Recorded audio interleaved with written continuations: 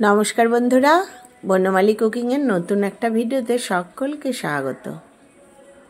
আর আজ শুভ দীপাবলিও। তোমাদের জন্য আমি নিয়ে এলাম সর্ষে পার্শ্বের এক নতুন রেসিপি। সর্ষে পার্শ্বে অনেকেই খাও, আমি যেভাবে করি সেটা তোমাদের শেয়ার করলাম। আর আমি কদিন আগেই আন্দামান থেকে এসেছি, সেখানে দিগলিপুরে গিয়েও আমি সর্ষে পার্শ্বে খেয়েছি। বহু বাঙালির বাস এবং বাঙালি রান্না খুবই সুন্দর এবং সুস্বাদু। ওদের কাছ থেকে জেনেই ওদের মতো করেই করলাম। কারা কারা এরকমভাবে করো জানিও। সর্ষে পার্শ্বে করার জন্য আমি বাজার থেকে কটা পার্শে মাছ আনিয়েছি। বাজার থেকেই এখন মাছ তো কেটেই দেয়, ভালোভাবেই কেটে দেয়। সেগুলো ভালো করে ধুয়ে নিলাম। দেখো মাছগুলো একদম, যেগুলো গোল পার্শে বলে, পেটগুলো একটু তেলে ভরা থাকে, এই সময় ভালো করে ধুয়ে নিয়েছি। এবার এগুলোকে নুন আর হলুদ দিয়ে ভালো করে মেখে নিয়ে কিছুক্ষণ রেখে দেব। হাফ চামচ মতো নুন, হাফ চামচ হলুদ দিয়ে দিলাম। দিয়ে পার্শেগুলো খুব ভালো করে মেখে নিলাম। আলতো হাতে মাছের গায়ে নুন হলুদগুলো মাখিয়ে নিয়ে রেখে দেব। দিগলিপুরে গিয়েও দেখেছি বাঙালিদের যেসব মাছ আমরা খাই সেগুলো সঠিক সব রকম পাওয়া যায় না, কিন্তু সামুদ্রিক মাছগুলো কিন্তু বেশ আমাদের মতো করেই রান্না করে। খুবই ভালো খেতে হয় এবং অনেক রকম মাছও আমি খেয়েছি, তার মধ্যে পার্শে মাছও খেয়েছি। এটা নুন হলুদ মেখে রেখে দিলাম।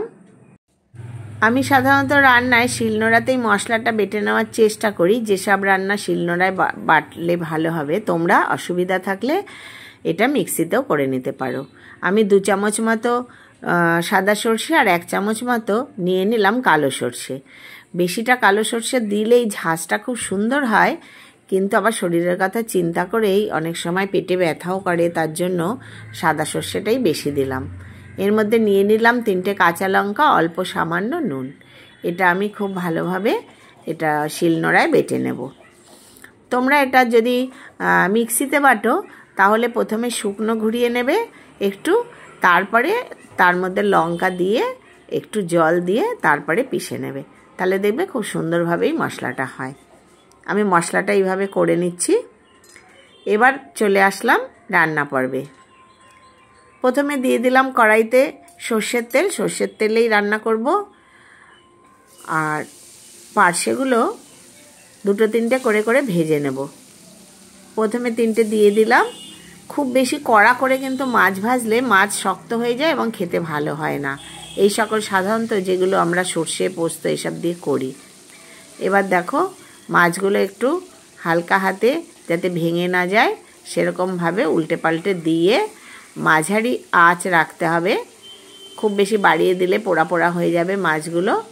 ভেতরগুলোও যাতে কাঁচা না থাকে আর ওপরগুলোও যাতে পুড়ে না যায়, সেই রকমভাবে মাঝারি আঁচে রেখে এগুলোকে ভেজে নিতে হবে। আমি এই মাছগুলোকে ভেজে নিচ্ছি।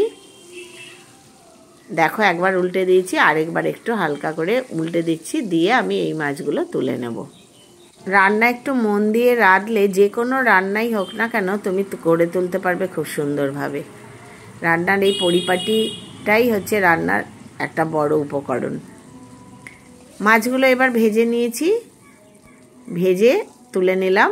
একই রকমভাবে আমি বাকি মাছগুলো এইরকমভাবেই ভেজে নেব। সব মাছগুলো দেখো একে একে করে আমি ভেজে নিলাম।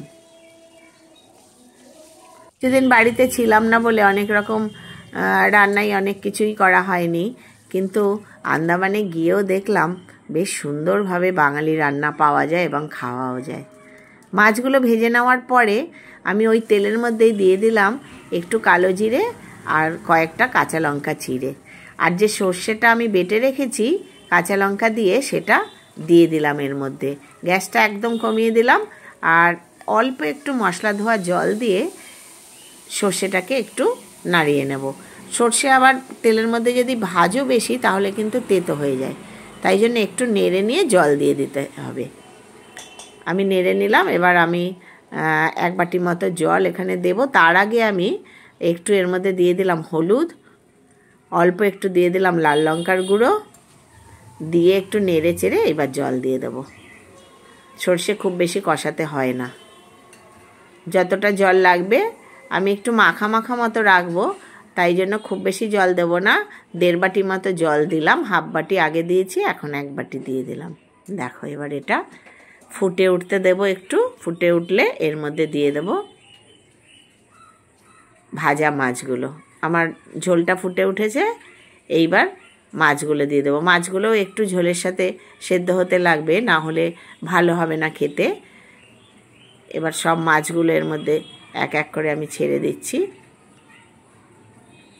এবার ঝোলটা ফুটবে মাছের সাথে, তারপর একটু এপাশ ওপাশ করে দিয়ে ঝোলটা শুকিয়ে গেলেই নামিয়ে নিতে হবে।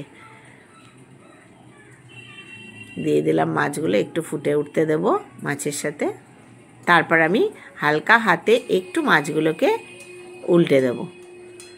চারিদিকে কালী পুজোর মাইক বাজছে, তাই আমার ভয়েসের মাঝখানেও হয়তো মাইকের গানের তোমরা আওয়াজ পাবে, একটু মার্জনা করে নিও।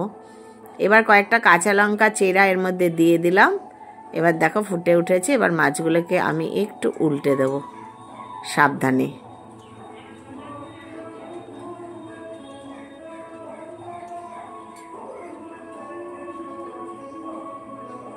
এদিক ওদিক করে দিলাম। এবার অলমোস্ট রান্না আমার কমপ্লিট। কারা কারা এরকম শুধুই সর্ষে বাটা দিয়ে এরকম করো জানিও। অনেকে সর্ষের সঙ্গে পোস্তও দাও, আমি আজকে পোস্ত ব্যবহার করিনি। আমার মাছের সর্ষে পার্শে হয়ে গেছে, এবার আমি নামিয়ে নিলাম। এটা খেতে কিন্তু দারুণ হয়। একবার আমার মতো যদি না করে থাকো তাহলে করে খেও, খুবই সুস্বাদু হবে। আর সকলে ভালো থেকো, সুস্থ থেকো। নতুন বন্ধুরা যারা আজকে প্রথম আমার ভিডিও দেখছো, তারা প্লিজ লাইক, কমেন্ট এবং শেয়ার করো, সাবস্ক্রাইব করে আমার পাশে থেকো।